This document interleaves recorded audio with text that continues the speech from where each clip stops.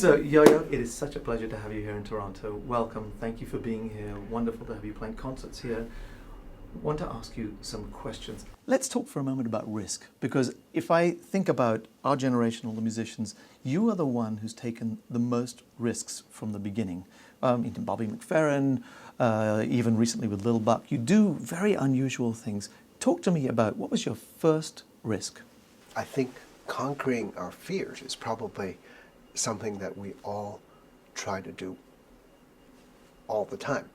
And I think part of what we all do, you perform, you're taking a risk because basically you don't want to make a fool of yourself. Then the question is, then what is the world? And that's the question I've kept asking myself all throughout my life. So I do not think that I've done strange things.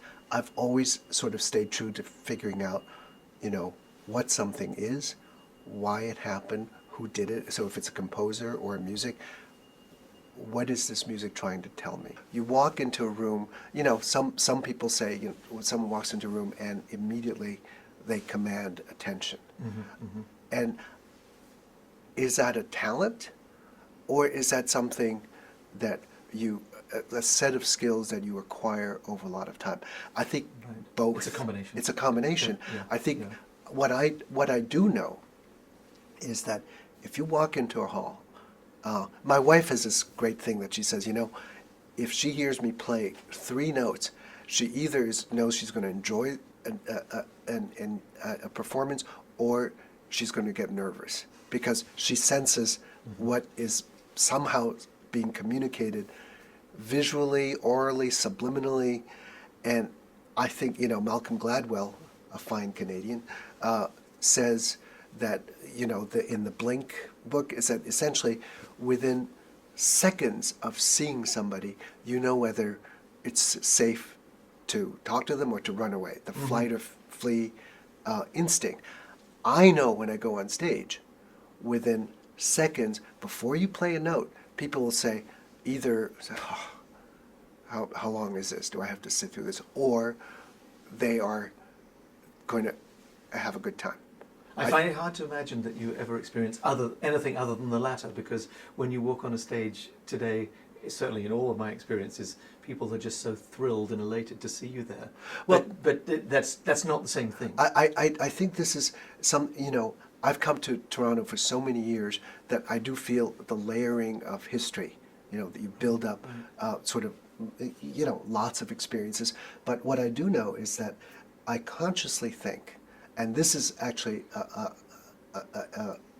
deliberate, disciplined activity, which is that I have a choice before going on stage of saying, okay, I'm going to go on stage and nail this sucker, mm-hmm. which usually turns into a disaster. Or I'm going to go on stage and actually feel that everybody in the audience is in my living room and I've invited them to come because there's something I want to share with them. That to me is my favorite way of performing. Sometimes you have to do otherwise, but I never really enjoy those moments where you feel like, okay, you can't go on stage and lecture at somebody. Mm-hmm, mm-hmm. You have to share. You actually have to share.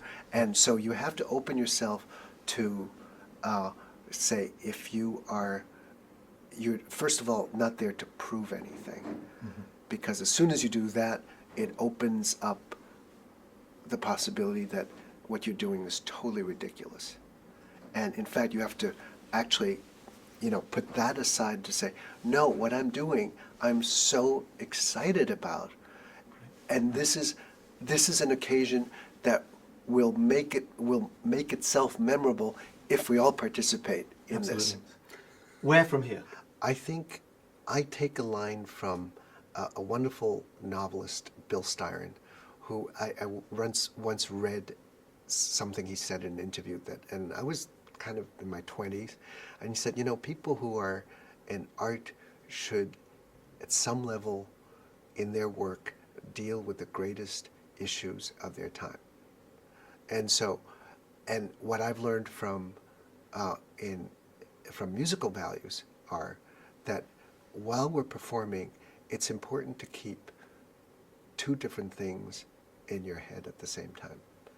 And one of them would be the biggest picture possible. So whether it's the whole narrative or the universe. The other thing is to focus on the most minute thing, on what you're expressing. Probably an example would be the moment. What I am telling you is the most important thing in the world. I think that in terms of work, I'm at the age where I love doing what I do. I love playing, and as long as I can play well, I'd like to play, and hopefully when I stop playing or the playing gets worse and worse, friends will tell me time to stop. I think there's a new generation, or by this time, several new generations that are discovering the world. Mentorship is really mentoring people, training, and doing what I do, I think are the two pillars of what I'm trying to focus on. You know, I go into schools, I see, you know, things that work, things that don't work, and obviously the schools that I visited, now it's a great example of how things could work. I think to bridge that gap between things that do work and where you know that it's just not a good thing to have a society where you have so much unemployment and from kids that drop out of school. Right. It's more like you know that you individually are important, you can create things, and when you put that creativity to a groupthink way of acting, you do something that's bigger than yourself and is in fact memorable, and you become a lifelong learner. Now, if we can do that for our citizenry, I think, and anything that goes in that direction is a good thing. I just want to be one little piece of that puzzle, and I hope that, you know, we can join. I know you're doing that at the TSO. I know you're doing that in the community. I know you believe deeply in all those values.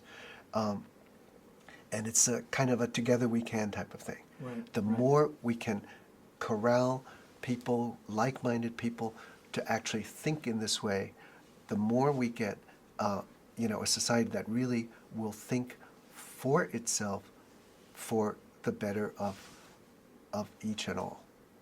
Well, that's wonderful. I mean, and Yo-Yo, every time you come, I feel that you instill two things: a certain kind of confidence for everyone.